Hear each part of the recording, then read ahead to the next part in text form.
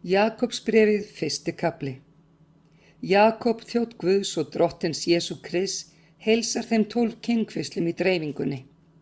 Álítið það, bræður mínir, eintómt gleðiefni er þér ratið í ýmis konar raunir.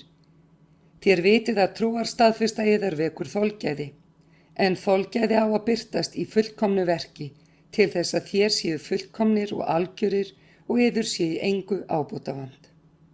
Ef einhvern yðar brestur visku, þá biðjið hann Guð sem gefur öllum örlátlega og átölulaust, og honum mun gefast. En hann biðji í trú án þess að efast. Sá sem efast er líkur sjávaröldu, er rís og hrekst fyrir vindi. Sá maður tvílindur og reikull á öllum vegum sínum má eigi ætla að hann fái nokkuð hjá drottni. Láttsettur bróðir hrósi sér af upphefð sinni, en auðugur af lægingu sinni, því hann mun líða undir lok eins og blóm á engi. Sólin kemur upp með steikjandi hita og brennir grasið og blóm þess dettur af og fegur þess verður að engu. Þannig mun og hinn auðugi maður visna upp á vegum sínum. Sæll er sá maður sem stenst freistingu, því að þegar hann hefur reynst hæfur mun hann öðlast kórónu lífsins sem Guð hefur heitið þeim er elska hann. Enginn má segja er hann verður fyrir freistingu, Guð freistar mín. Guð getur eigi orði fyrir freistingu af hinu illa, enda freistar hann sjálfur einskis manns. Það er eigin gind sem freistar sérhvers manns og dregur hann og tælir. Þegar gindin síðan er orðin þunguð, elur hún synd, og þegar syndin er orðin fullþroskuð, fæðir hún dauða. Villist ekki, bræður mínir elskaðir, sérhver góð gjöf og sérhver fullkomin gáfa er ofan að og kemur niður frá föður ljósanna. Hjá honum er engin umbreyting né skuggar sem koma og fara. Eftir ráðsályktun sinni fæddi hann oss með orði sannleikans til þess að við skildum vera frumgróði sköpunar hans. Vitið, bræður mínir elskaðir, hver maður skal vera fljótur til að heyra, seinn til að tala, seinn til reiði. Því að reiði manns ávinnur ekki það sem rétt er fyrir Guði. Leggið því af hvers konar saurleik og alla vonsku og takið með hóværð á móti hinu gróðusetta orði, ef frelsa getur sálir yðar. Verið gjörendur orðsins og eigi aðeins heyrendur þess, ella svíkið þér sjálfa yður. Því að ef einhver er heyrandi orðsins og ekki gjörandi, þá er hann líkur manni er skoðar andlit sitt í spegli.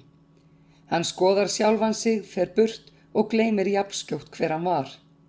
En sá sem skyggnist inn í hið fullkomna lögmál frelsisins og heldur sér við það og gleymir ekki því sem hann heyrir, heldur framkvæmir það, hann mun sæll verða í verkum sínum.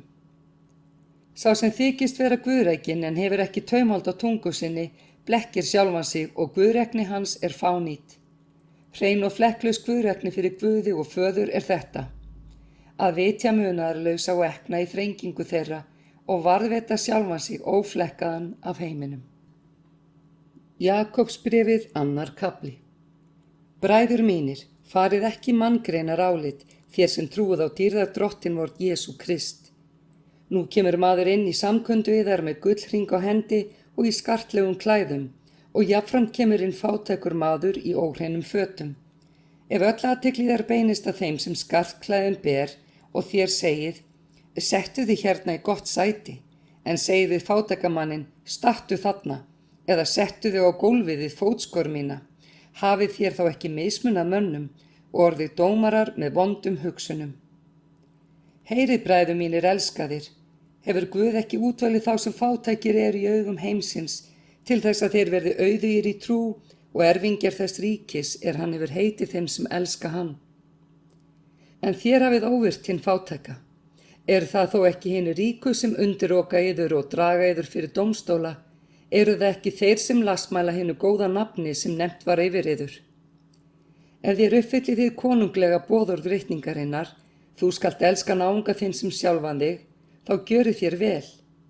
En ef þið farið í manngreinar álit, þá dríið þér synd og lögmálið sannar upp á yður að þér séu brotamenn. Þótt einhver héldi allt lögmálið en hrasaði í einu atriði, þá er hann orðinn sekur við öll boðorð þess. Því sá sem sagði, þú skalt ekki hórdóm drýja, hann sagði líka, þú skalt ekki morð fremja. En þó að þú drýir ekki hór en fremur morð, þá ertu búin að brjóta lögmálið. Talið því og breytið eins og þeir dæmast eiga eftir lögmáli frelsinsins, því að dómurinn verður miskunnalaus þeim sem ekki auðsýndi miskunn, en miskunnsemin gengur sigri hrósandi að dómi. Hvað stóð það bræður mínir þótt einhver segist hafa trú en hefur eigi verk? Mun trúin geta frelsað hann?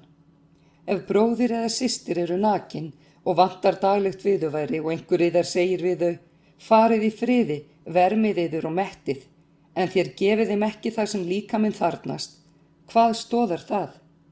Eins er líka trúin dauð í sjálfri sér, vanti hana verkin. En nú segir einhver, einn hefur trú, annar verk.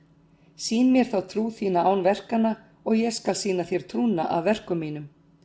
Þú trúir að Guð sé einn, þú gjörir vel, en illvandarnir trúa því líka og skelfast. Fávísi maður, vilt þú láta þér skiljast að trúin er ónýt án verkana? Réttlætist ekki Abraham faðir vor af verkum hann lagði son sinn Ísak á altarið. Þú sérð að trúin var samtaka verkum hans og að trúin fullkomnaðist með verkunum. Og ritningi rættist sem segir, Abraham trúði Guði og það var honum til réttlætis reiknað og hann var kallaður Guðs vinur. Þér sjáið að maðurinn réttlætist af verkum og ekki af trú einni saman. Svo var og skækjuna Rahab, réttlætist hún ekki af verkum hún tók við sendimönnunum og lét þá fara burt aðra leið. Eins og líkaminn dauður án anda, eins og trúin dauð án verka. Jakobs bréfið 3. kafli. Verðið ei margir kennarar, bræður mínir, þér vitið að vér munum fá þyngri dóm. Allir hrösum margvíslega, hrasi einhver ekki orði, þá hann maður fullkominn, færum að hafa stjórn á öllum líkama sínum.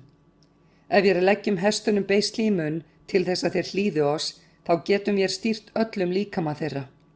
Sjá einnig skipin svo stór sem þau eru og rekin af hörðum vindum, þeim verður stýrt með mjög litlu stýri, hvert sem stýrimaðurinn vill.